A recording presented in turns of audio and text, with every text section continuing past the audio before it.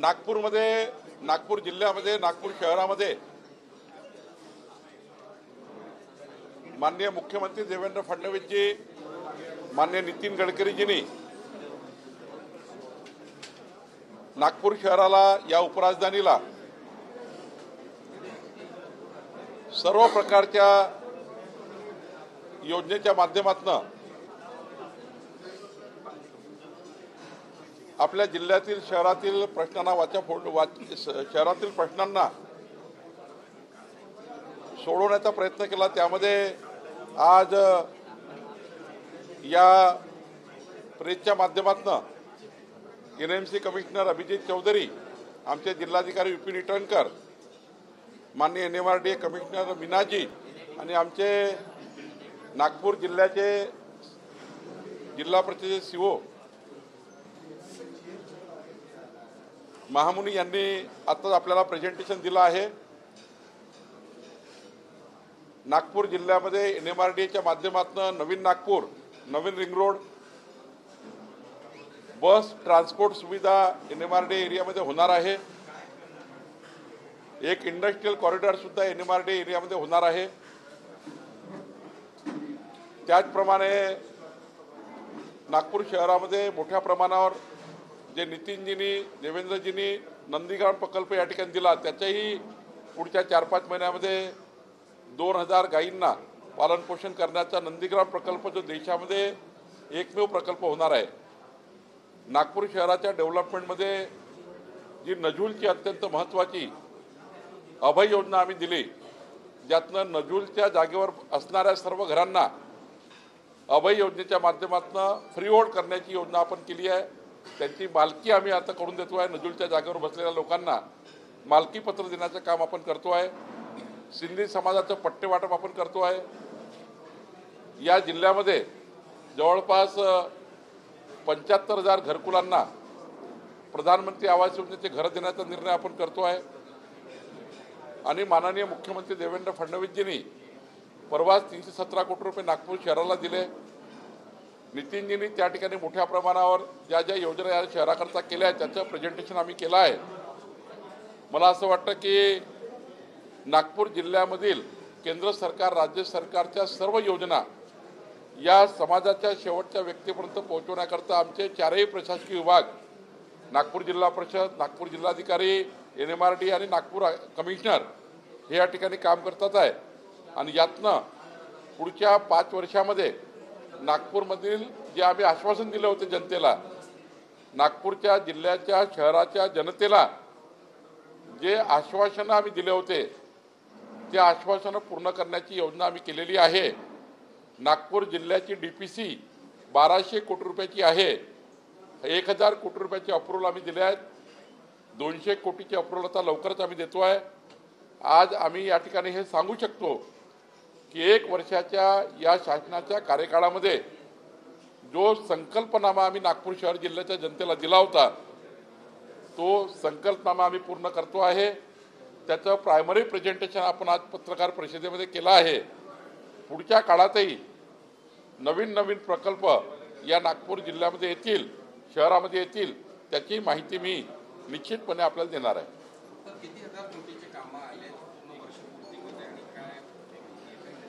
जवळपास आपण जर विचार केला या शहर जिल्ह्यामध्ये आज म्हणजे नवीन वर्षामध्ये 5000 कोटी रुपयाचे कामं वेगळ्या पद्धतीने सुरू झाले आहेत। त्यापूर्वीचं मी यापूर्वी सांगितलं आहे की मागच्या देवेंद्रजी उपमुख्यमंत्री असताना आणि माननीय नितीनजी केंद्रीय मंत्री आहेत, त्यांच्या कार्यकाळात मागच्या 5 वर्षात झालेल्या कामाचा आम्ही लेखाजोखा दिलाच आहे। पण नवीन सरकार आल्यावर या नागपूर शहर जिल्ह्यामध्ये जवळपास 5000 कोटी रुपयाचे कामं चालू झालेले आहेत। आणि पुढच्या काळामध्ये नागपूर शहरामध्ये आता विविध योजना या ठिकाणी येतात आहे। बाकी आता इंडस्ट्रियल डेव्हलपमेंट अनेक पद्धतीचे होणार आहेत, त्याची मी या ठिकाणी पुढच्या प्रेसमध्ये माहिती देणार आहे। आज किमान 5000 कोटी रुपयाचे कामं नागपूर शहर जिल्ह्यात सुरू आहे। उद्धव ठाकरे यांनी देवाला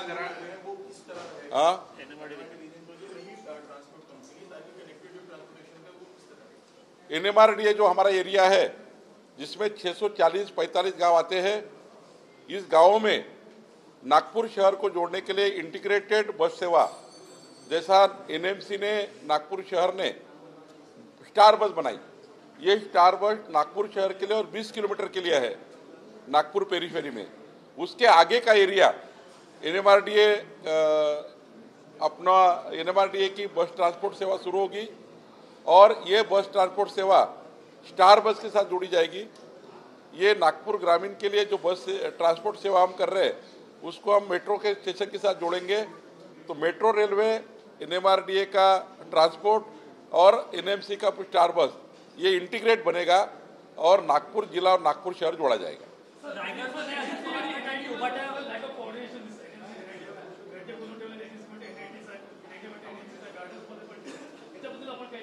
आता बऱ्यापैकी एनआयटीचे जवळपास 450 लेआउट पहिल्या टप्प्यामध्ये आम्ही एनएमसीला आता त्या ठिकाणी हँडआउट करतो आहे आणि जसे जसे नागपुरामधील जसे जसे एनआयटीचे एरिया डेव्हलप होऊन आता नागपूर शहर एनएमसीला आम्ही देणार आहे।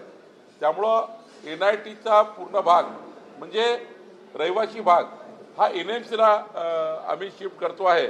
450 लेआउट पहिल्या टप्प्यात शिफ्ट करतो आहे, जेणेकरून पुढच्या काळामध्ये एकही लेआउट असं नाही की पुढच्या काळात ते एनएमसीला जाणार नाही। एनआयटीचे सर्व लेआउट पूर्ण डेव्हलपमेंट करून एनएमसीला आम्ही देणार आहे, जेणेकरून हा जो आता महत्त्वाचा प्रश्न आहे ते टप्प्याटप्प्यानं होईल। या आत्ता 450 होतील, जवळपास 1,500 लेआउट आहे, जेणेकरून आम्हाला ते 1,500 लेआउट एनएमसीलाच द्यायचे आहे।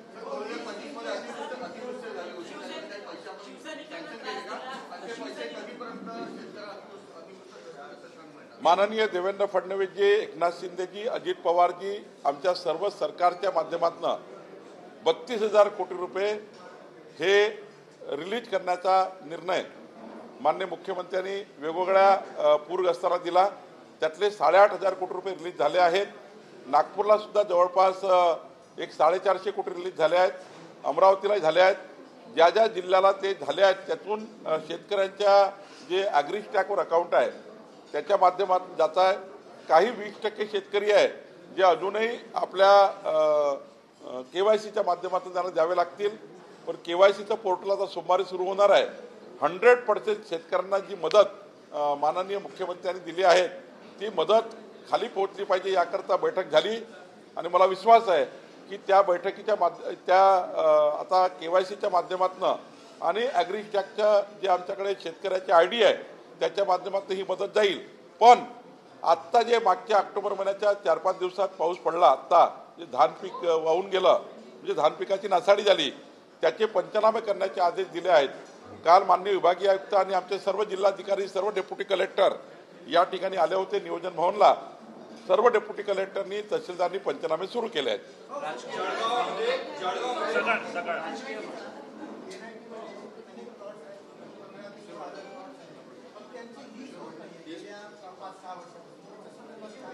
आता लीज रेग्युलाइज करण्यासाठी जे जिल्हाधिकाऱ्याला आम्ही अधिकार दिले आहेत त्याचे लीज रेग्युलाइज करण्याकरता ज्या अडचणी होत्या त्या आता पूर्ण झाल्या आहे। मला वाटतं 7 तारखेला माझी याची बैठक आहे लीजचं रेग्युलाइज करण्याच्या, त्या बैठकीमध्ये हा निर्णय करू। कारण लीज रेग्युलाइज करणे ही जनतेची जबाबदारी आहे। जनतेने जर पटापट अर्ज केले तर लीज रेग्युलाइज करू।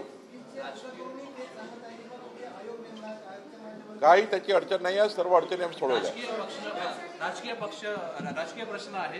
किशोर पाटील जे आमदार आहेत त्यांनी असा आरोप केला, शिवसेना शिंदे गटाचे आमदार आहेत त्यांनी असा आरोप केला की एकनाथ शिंदे उपमुख्यमंत्री यांनी 1 वर्षात 1 रुपया दिला नाही आणि काही निधी मिळत नाही असं शिंदे गटाचे सत्ताधारी आमदार विचार केले। याला धरून जर 5 आमदारांनी जळगावचा विचार केला तर अध्यक्ष हा शिवसेनेच्या बसू शकतो।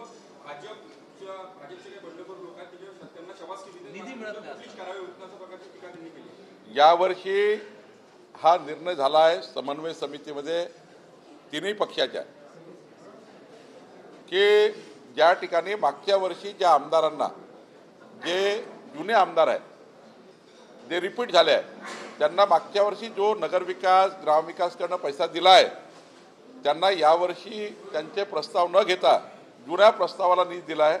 जे जुने प्रस्ताव आमच्या जे आपले पूर्व आमदार होते त्यांना दिलेले आहेत, त्यांना नवीन कामं घेण्यापेक्षा जुने काम पूर्ण करायचे असं सांगितलेलं आहे।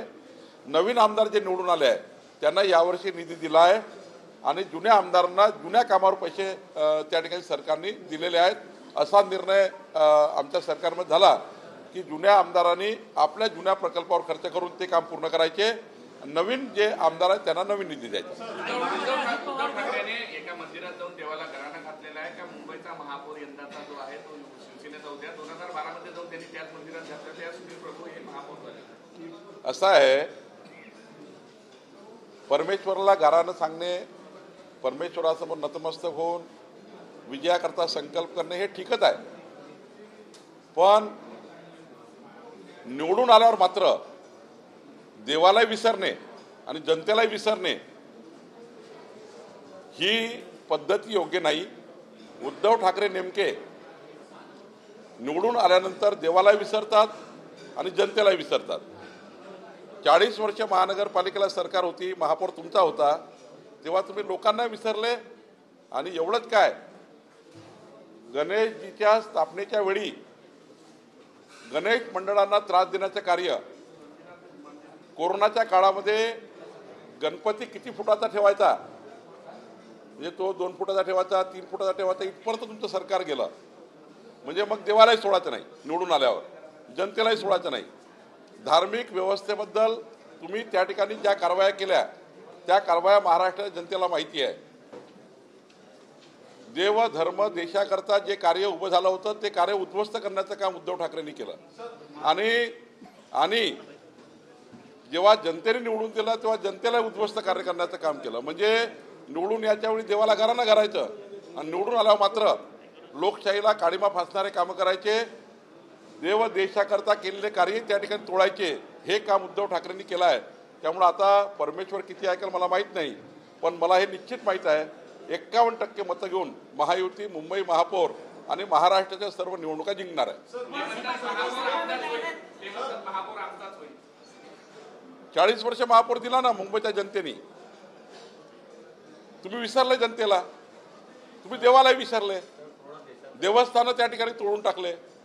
त्यामुळं मला या ठिकाणी विस्तृत मांडता येईल उद्धव ठाकरेचे कारनामे, देव देशाच्या कार्याकरता विरोधात केलेले कामं, किती किती मंदिरं तोडले, काय काय त्या ठिकाणी निर्णय घेतले, त्या ठिकाणी साधू संतांवर कसे कसे अन्याय झाले हेही मांडता येईल.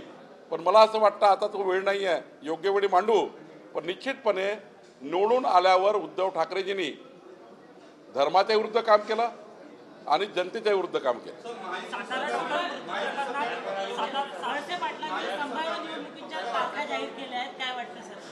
असा अंदाज केला असेल. आपण सांगतो की बाबा ज्याप्रमाणे प्रक्रिया चालू आहे निवडणूक आयोगाची, प्रभाग रत्न आली, आरक्षण झाले, मतदार याद्या आल्या, त्याहून असं वाटतं की निवडणुका यावेळी होतील. तसे वळसे पाटील बोलले असतील.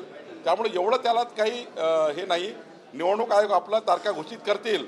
वळसे पाटील जे बोलले असतील ते अंदाजावर बोलले असतील की प्रभाग रत्न झाली आहे, मतदार यादी आली आहे, आता निवडणुका इथपर्यंत लागू शकतात. त्यामुळे मला वाटतं याच्यामध्ये अंदाज बांधला असेल. निवडणूक आयोगाचा तारखे घोषित करण्याचा अधिकार निवडणूक आयोगाला.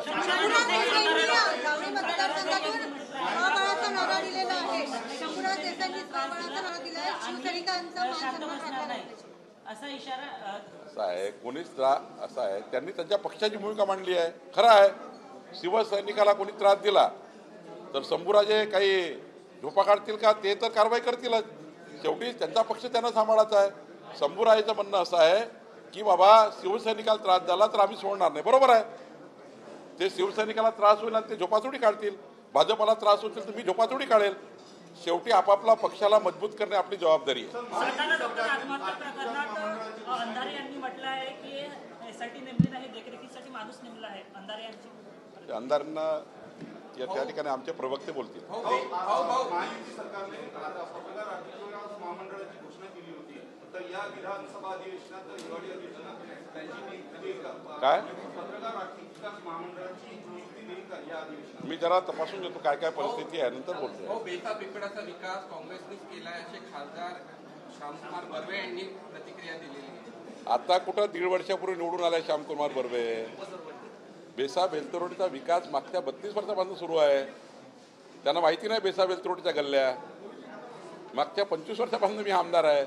त्यामुळे त्यांनी जरा 1.5 वर्षात काय केलं हे सांगितलं पाहिजे. 25 वर्षाच्या बेसा बेलतरोडीच्या विकास गाथेवर जरा चर्चासत्र घेतलं ना तर त्यांना माहिती नाही कुठली गल्ली, कुठला रस्ता, कुठलं पाणी, कुठलं काय. बेसा बेलतरोडीचा विकास हा सर्वश्रुत आहे, तो भारतीय जनता पार्टीनेच केला आहे. खडी न खडी, रस्ता न रस्ता, पोल न पोल, पाणी न पाणी त्या गावाला भारतीय जनता पार्टीच्या सरकारने पोहोचवले आहे. श्यामकुमार बर्वे आता 1.5 वर्षाला निवडून आले, त्यांना काही माहिती नाही, ते जरा राजकीय बोलत आहेत.